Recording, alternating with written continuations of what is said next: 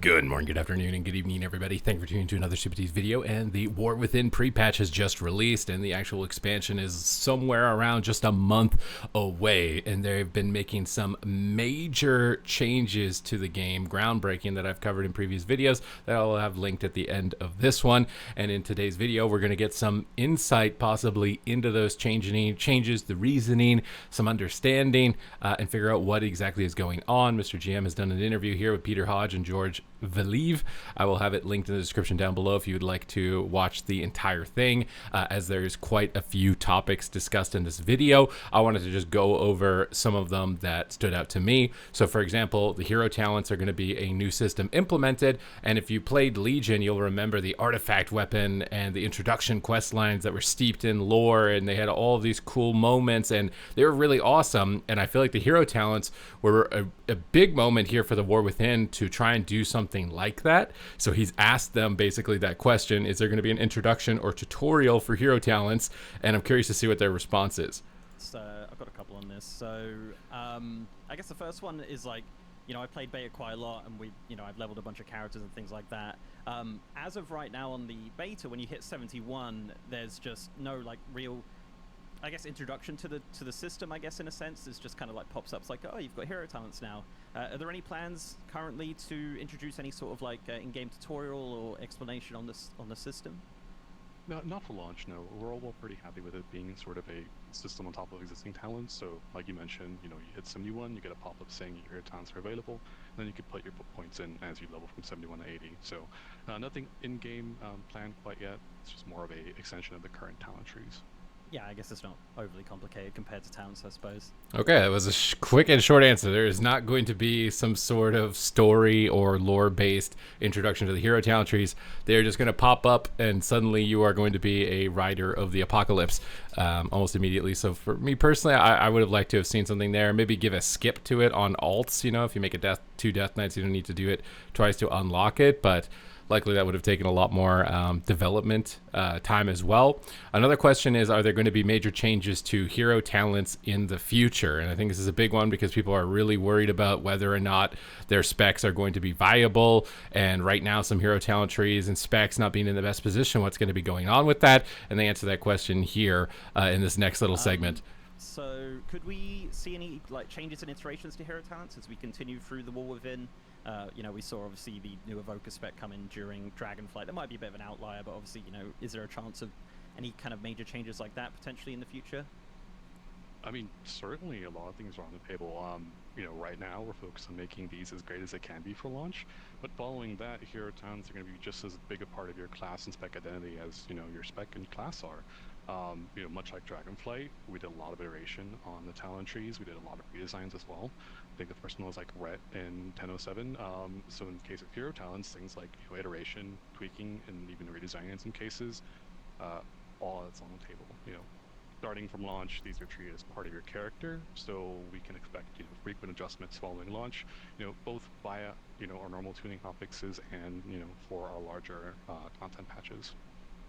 Brilliant. Okay, so I think they're going to follow the same cadence that Dragonflight did, given that he had the exact specificity of that, the 10.0.7 patch, I think, when they did the Ret Paladin rework at that point. And I think even prior to that point, they had worked on things like the Druid talent tree, because I remember originally not being super satisfied with the Druid talent tree going into Dragonflight, and then they quickly tweaked it within a couple of weeks of the expansion, and it has felt really good throughout. I've had multiple builds in Dragonflight. I was just playing PvP and pushing to rank 1, playing multiple builds on my stream, which you can find linked in the description down below. I really liked how they expanded on it. So at the moment, I'm kind of in a similar position with Druid as I was going into Dragonflight, now going into the War Within, hoping there's going to be additional tweaks to the Keeper of the Grove hero talent tree specifically, but it's definitely something that they're going to be paying attention to, looking at, and likely going to execute on, because it's now part of that moving into the next expansion, right? This is formulaic. They've got it.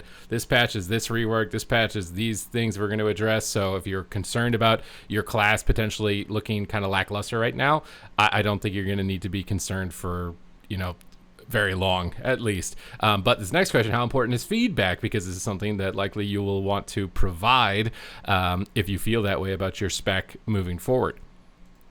How important has it been to just kind of see people playing with the system and like in regards to changes and kind of balancing and things like that? Oh, it's super important. It's super helpful. One of the goals for the Hero Towns feature was to get as many of them out there as soon as possible, which is why we did a lot of our early talent blogs, like way back in I think January, to get people's feedback on how things are landing, because we knew that this was a very big part of your character going forward, and we wanted to make sure we're on the same page. So seeing players log into alpha, seeing players log into beta, seeing people do raid testing and make their YouTube reviews and their Discord posts and their forum threads and their tier lists, and even in some cases like their TikToks, that's all super helpful, and it's super rewarding seeing people get really excited for the feature. So yeah, we're just overall really helpful, really grateful for all the feedback that's been coming in. It really helps sort of guide and shape the feature and classes and specs in general. Yeah, I feel like... Okay, so this sounds like just they're going to be continuing the same pattern that they have improved on Dragonflight, which I think made Dragonflight a lot better of an expansion. I think there's a lot of like other things that can go into criticisms, narrative, story development, stuff like that. But as far as like game design, if you're somebody focused on gameplay mostly and not story, I think Dragonflight was a significant improvement to the more recent expansions prior to it. And it seems like they're going to continue with that trend, continue with that iteration, continue listening to those. So it sounds like, it's not like the older Blizzard where it was like, we know best, we're just deafening any sort of communication towards us. It seems to be a lot more engaging. So make sure that you're vocal about this stuff. Of course, always be respectful. I think the feedback always needs to be oriented around what we want best for the game. It doesn't do anything to make it be a personal attack or something like that. Legacy account-wide reputation, not really a big one to me. Again, this will be linked in the description down below, so if this is a big thing to you, you'll be able to watch it there fully. Class-specific items not being warbound collectible.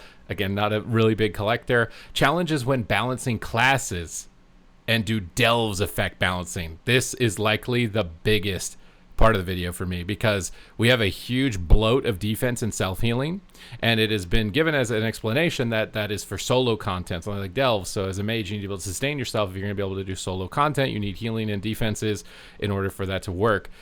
My personal preference would be that content has its own way of providing that. So when you enter a delve, Bran Bronzebeard heals you more. And then Bran Bronzebeard's not in a dungeon affecting the tuning of the dungeon, right? He's there to assist you in the delve when you're by yourself, and maybe his healing is higher when you're by yourself in a class that doesn't have a lot of healing. And I'd rather the tuning be isolated to the solo content specifically, so that it doesn't leak over into raids, dungeons, and PvP, slowing down the pace of the game, making healers irrelevant, or their impact on the game feel less impactful. I would much rather the tuning be isolated to that. So let's see what they have to say about it. All right, let's go. So what are like some of the challenges a team faces when balancing classes, and like I guess now as well with the War Within, with delves being like a solo activity, does that affect class balancing as well as obviously having to think about various other types of content with classes? How much time do we have? Challenges for tuning in World of Warcraft? Yeah, I mean, WoW is, at its core, it's a really big game, and there's a lot of game modes that we need to support. Like you mentioned, Delves is one of them, but, even looking at raids, there's single target fights, there's AoE fights, there's fights with Plebe, there's fights with 2 targets. There's Mythic Plus and Tyrannical versus Fortified. There's also PvP with, arenas versus battlegrounds. All of these have different sort of combinatorics and factors involved with tuning, and that is sort of a very big challenge to make sure we're spending the right amount of time and the right amount of effort on all of them. So I would say that's the biggest challenge, just the wide variety of content that we need to support. The right amount of time that sounds a bit concerning. It's like, which ones is it based on, like urgency? Which ones are the most egregiously imbalanced type of deal? Because I think PvP overall, it had certain metas throughout Dragonflight that popped up for a bit, but then kind of evened out, and by the end of it, almost everything was playable except maybe like Holy Paladin or something. Sorry, Holy Paladin's here at the end of this season of Dragonflight, but it felt like the game balance was really good. But then something like Mythic Plus, where healers are being substituted out for another DPS, or basically one composition of specializations, we're just completely dominating it. So to me, it seems like there's a bigger issue of balancing classes between raid and dungeon, which could be very similarly compared to Battlegrounds versus Arena, right? The smaller number of targets, or the priority of damage towards the number of targets is different, and therefore the tuning needs to be, appropriately done. So, and to that extent, I don't know how you do it other than adding, dungeon templates or dungeon tuning, similar to how PvP tuning has the numbers adjusted when you enter a PvP environment to make the gameplay better, because it does make the gameplay better. And the same could be said for dungeons. If almost all the specs except 5 specs are getting invited, your participation is going to go down. People are going to leave if they can't play their spec, and if the LFG system is not inviting them. So balance is a very important thing as far as retaining players, and something that definitely needs to be focused on. And right now at the moment, it feels like I would say Mythic Plus Raid's got the advantage of having a larger number of spots. Although raid balance is maybe not perfect, but having more spots means that you've got more room and options maybe once in a while to throw in something in there. But Mythic Plus is very cutthroat with only 5 spots as far as what the classes need to bring to be able to perform. And then you combine that with classes having talents. Those are additional combinations, and now hero talents on top of that. I would say just a wide variety of content that needs supporting is probably our biggest challenge. In terms of content like Delves, yeah, absolutely. When we look at Delves and we realize that, hey, players are going to do this as solo, I would say probably quite often, we want to make sure that players can actually solo content, especially higher end Delves. They have the defensive things that they need to survive, damage taken.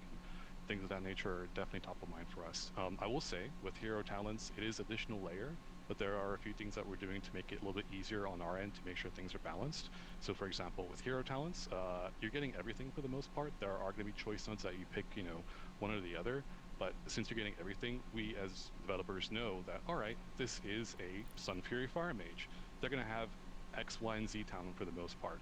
And that basically gives us an avenue to sort of tweak things as appropriate. So if you're playing a single target fight and you're comparing, a Sun Fury Fire Mage and a Sun Fury Arcane Mage, and Fire is underperforming or overperforming, we can just tweak a specific talent that all Sun Fury Fire Mages have.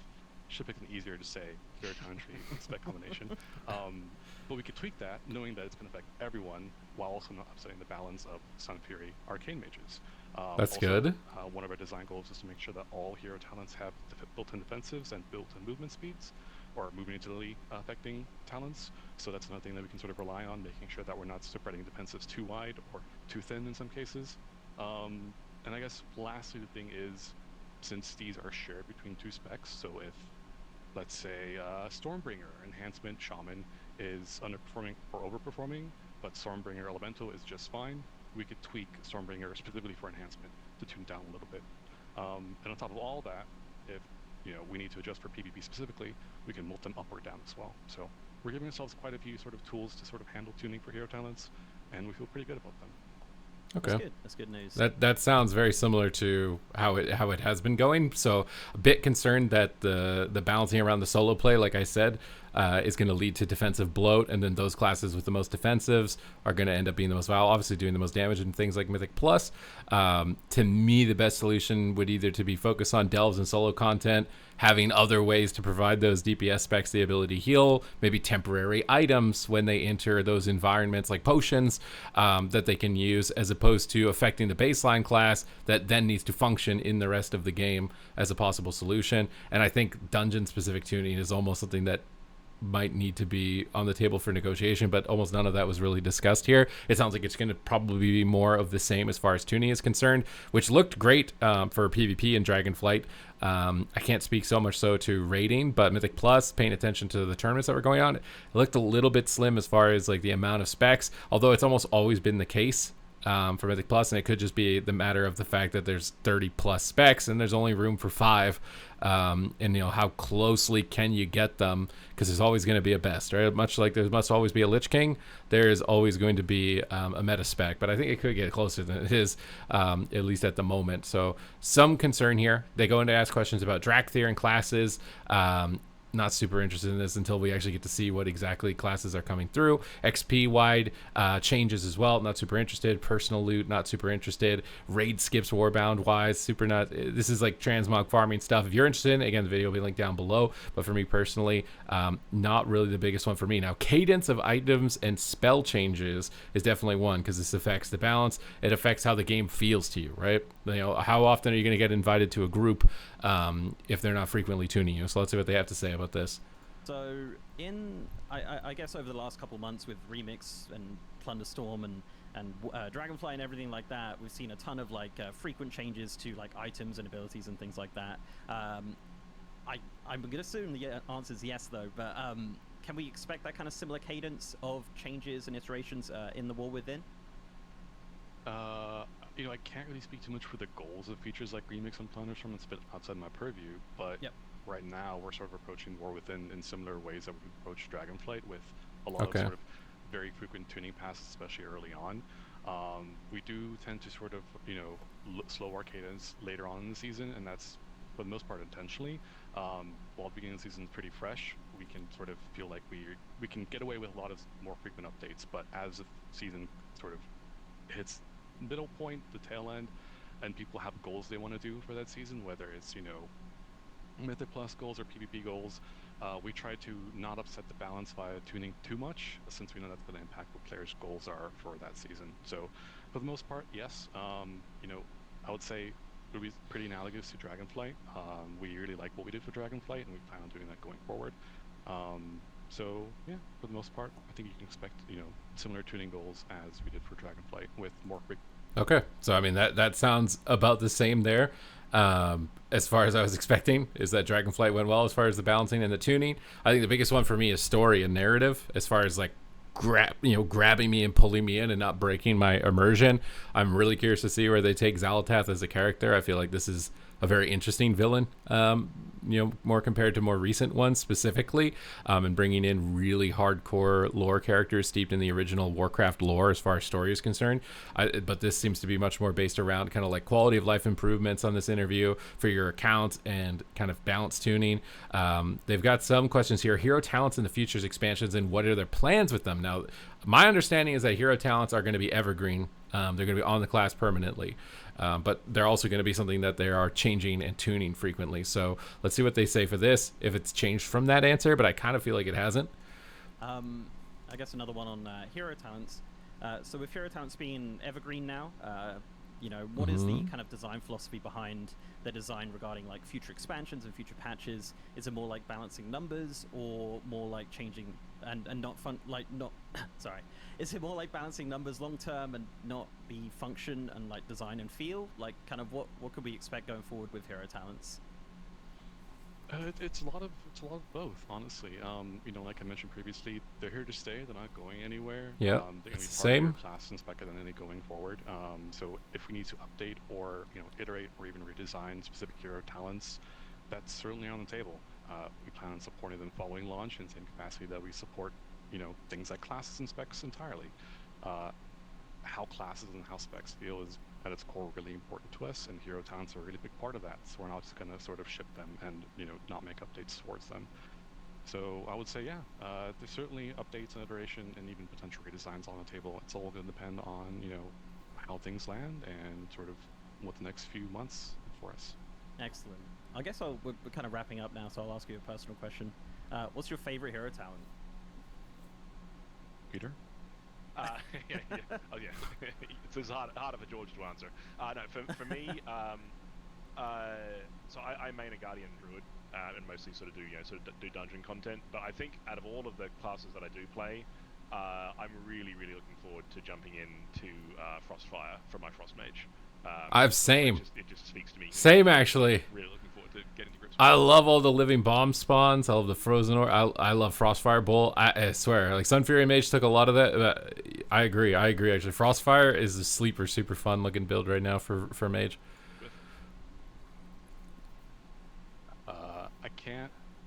I'm not sure if I could actually pick one, because technically they're all my children and I have to love them all equally, and I do. I think I play a lot of healers on live. I have over the past many expansions. So I probably will play a lot of things like Lightsmith Paladin, Herald Paladin, Interesting. Totemic and Farseer, Resto Shaman. I'm actually really excited for Flame Shaper, Preservation Evoker as well. I think it's probably one of my current favorites, but I've played a lot of them over the course of beta and alpha, so it's hard for me to just pick one. And honestly, like, my guild's kind of frustrated with me because I haven't decided what I'm playing yet. So time will tell. Just a few weeks away. I love that. Well, I think it's interesting to get somebody that's in the healer perspective, that's on the team, that's doing the interview for this, when it seems like the most controversy at the moment is around the healer role, and like how can we make healers feel like healers again, where their job is maintaining the health bars of the teammates, and they feel super impactful in that role, and they feel necessary, so they're not just replaced by a DPS or fulfilling the role of an inferior DPS and doing all the chores and the mechanics of the encounter. So I feel like that right there illuminated a lot of information to the potential changes that they've covered in previous interviews that I've covered on this channel that I've linked here in a moment. But aside from that, thank you guys very much for tuning into this video. I'm going to be jumping into the pre-patch as soon as that is available and doing a lot more beta coverage. So if you want to stay up to date with news related to World of Warcraft, then make sure to smash the subscribe button. Your support is greatly appreciated.